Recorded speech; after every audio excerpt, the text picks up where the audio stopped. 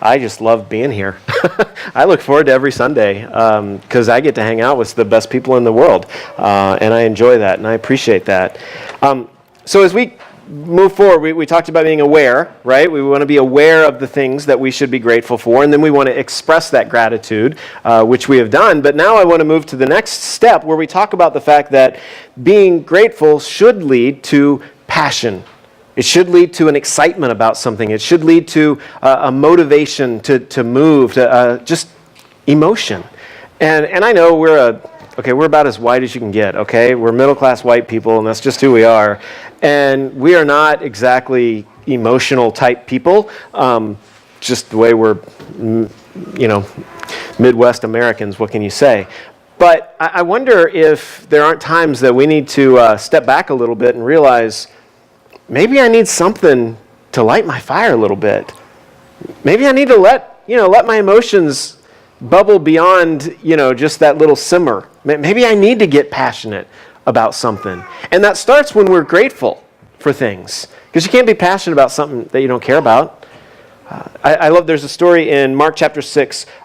Jesus and the disciples are on a boat and they cross the lake and they get to the other side in the region of the Gennesarets or the Gerasenes. And there's a guy there who is possessed by demons. And he lives in the tombs and he comes running out and he's crazy and everybody's wondering what in the world's going on. And he runs up to Jesus and Jesus heals him. Casts out the demons, changes the guy's life right there on the spot. I mean, he went from outcast, no one wanted to get near him, he was awful, terrible, everyone condemned him, everyone shunned him, to normal, accepted, able to get along with other people, all in 30 seconds.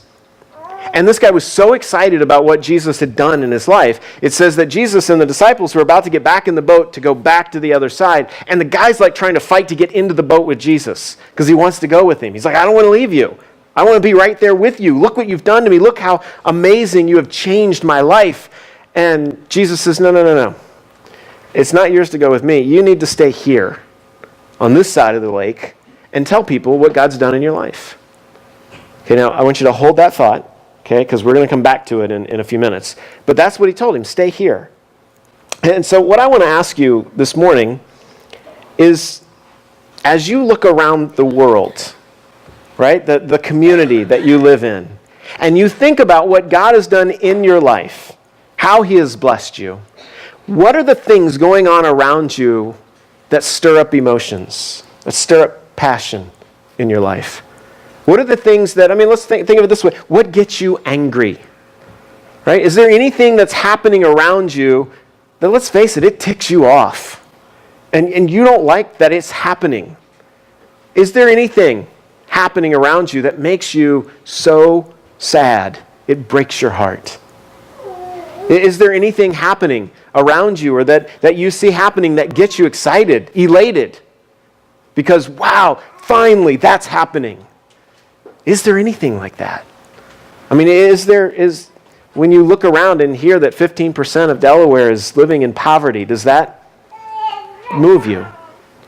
When you look around and you realize that there is injustice happening at every level all around, does that bother you? And does it bother you that there are kids who graduate but they still can't read? Does it bother you that there are kids who struggle with different illnesses but have no one to help them, have no one to stand up for them? I don't know what it is for you. But I want to ask you, what is it that lights your fire? When you think about all that God has done for you and you begin to be grateful for that, what is it that happens around you that lights a fire in your soul? Because that's passion. That's what is going to move you. But if we don't stop long enough to ask ourselves, what does get me excited? Then we might never do anything. So we're going to sing a couple more songs. And as we do that, I just want you to think, what gets me excited? What is it that's happening in the world that stirs me? Not just, I'm excited about this game or that game, or I'm really depressed because of yesterday's game. But what really gets you moving? So let's stand up and let's just sing a couple songs and let's just reflect on that as we sing. What is it that lights your fire? Sit down if you can after that. That was great. Well, the last little segment here, and then we'll do whatever you're going to do after church today. I'm going to eat. What lights your fire, right? I mean, if that don't light your fire, your wick must be wet, right? I mean, that's kind of the way I heard it growing up. What is it that gets you excited? And as you think about that, and as you lean into that, really the question is, what are you going to do about it? I told you, this demon-possessed guy, he gets healed, and Jesus says, no, you can't come with me. Stay here and tell people about what God has done in your life. And it's kind of cool because that's in Mark 5. Well, at the end of Mark 6, Jesus and the disciples actually come back to that area. Okay, it says they got in the boat and they came back to this area. And the cool thing is, it says that the people swarmed Jesus. Okay, this was only the second time he'd been there. And they didn't have the internet, okay? So it's not like people were posting Instagram stuff about what Jesus was doing. All right? Who do you think told him about what God had been doing? That guy. One guy. And he was so passionate about letting people know what God had done in his life. And so passionate about saying, and you can have it too, you just got to meet this Jesus guy. That when Jesus showed up, it said there were like 10 cities worth of people that were swarming to see Jesus. Because this guy did what Jesus said. Because he got passionate about sharing something that mattered. Jesus, in the story of the Good Samaritan, at the end when he wraps it all up and he says, okay, so you asked me who's the neighbor. Well, who was the neighbor? And the guy says, well, the one who showed mercy. Couldn't even say Samaritan because he hated Samaritans so much. And Jesus says, yep. Now go be like the Samaritan. Go and do likewise. He says, the one who had compassion, the one who was moved, be like that. Be moved by the things around you. Be moved, be motivated by the stuff you see. Let God speak through that kind of angst in your life. Don't just settle for making it day to day and, okay, everything's nice, I can pay all my bills, life's good, I don't have to worry about anything. My kids are somewhat well adjusted and they might be normal, but it's good enough. We're going to make it, everything's fine, I don't need to worry about anything else. No. Be aware. And let something ignite you. Jesus didn't just say, go and do likewise, and then drop the mic and leave, right? He could have, right? I mean, he's God. He can tell us what he wants. But he didn't. He actually had already started doing that. He left heaven. I mean, that's what we're going to start celebrating next week. The Advent, right? The incarnation. God leaves heaven and becomes one of us. Walks in our shoes. And ultimately pays the price for our sins. He did it first. He said, I'm not just saying go do, I'm going to do it. I'm going to show you what that looks like. And it looks like a cross. And it looks like me taking on your sins so that you can know who God is and you can connect with God and you can walk with him forever.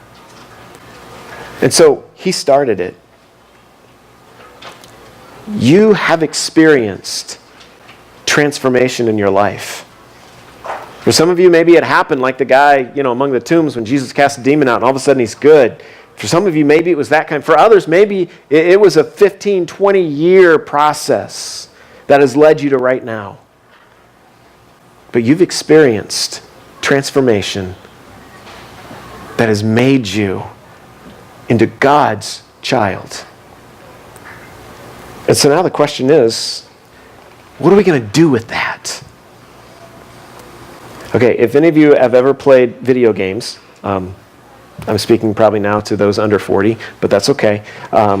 But if you've played the long video game, like, okay, there's actually, as crazy as it sounds, there's a philosophy of gaming, okay? And in the philosophy of gaming, there's this concept called the epic win, okay? Here's the thing. Every game that you play, even now, I grew up, Pac-Man, Donkey Kong, okay? I'm old. But even in those, there's an epic win. There's a point at which the player has been working and amassing, new lives, or maybe it's an arsenal if you're into like the Halo and Black Ops, whatever those are. You can tell I don't know anything about that stuff. But you amass all these things, and it's building towards this epic win. And every game has that type of thing in it, where we work and you're doing all this stuff to win this one huge thing. But here's the thing. In our lives, we need epic wins to keep us moving. We need to be working towards something. Just living so that we can make it through tomorrow, so that we can, eat 3 meals tomorrow and then go to bed and then wake up and do it again. Okay, that's not worth living. So my question for you is, you think about, this is, I'm aware of all that God has done. I'm expressing gratitude for that. And that's actually stirring some things in me, some passions, some emotions, some thoughts that are like, whoa, wait a minute. This actually gets me a little bit angry. I should do something. As that moves into an action point, I want you to think to yourself, what is an epic win for you? I mean, what would it take for you to say, that's what I'm working toward? That's why I'm amassing, a bank account or a family or a house, or I'm buying this, or I'm doing this, or I'm giving away this. Why are you doing it? What is it moving toward? Because if it's just moving toward another day, then you're going to get really bored really fast. But if you know, I'm moving towards this, then it gives it meaning and significance and intention and purpose. What is an epic win in your life? And it's going to be different for all of you, okay? There's not like a church-sanctioned epic win that you're supposed to be striving for. Okay, this isn't a game that we put on. This is your life. What are you going to do with it? And it may be something that it's going to take you 10 years to get to. Okay, this isn't just, tomorrow I'm going to go out and do this, and boom, I win. Okay, I'm done. No. This is something that your entire life will build towards. Maybe an entire generation will build towards. What is that? What I want to challenge you to do as we close our service out today is to declare and pursue an epic win in your life. Jesus said, go and do likewise. In other words, see a need and meet it. It doesn't matter if you're going to get anything in return for it. Jesus said, go and do that, just as I've done it for you. I sacrificed everything for you. Now you go and be like that. What does that epic win look like for you? What are you living for, toward? Today is the day I want you to declare that. It's not just some nebulous idea. I'm moving towards this. And God will lead you in that process. The question is, are you willing to be led? So we're going to sing one last song before we go home. That's it. No more teaching, no more nothing, okay? Just one more song. And I want you to think about, what is God leading you to do? And maybe you need to write it down on your bulletin. Maybe you need to come and kneel down somewhere and say, God, I don't know. I need you to lead me, and I just want to pray about it. I don't know what you need to do. I just know you need to do something. You can't just sit there, because God has done so much. And now we need to respond. So one last time, stand up. I know we're feeling Catholic. Stand up, sit down, stand up, sit down. You'll get over it. And let's just begin asking, God, you have poured out so much on us. Now what can we do?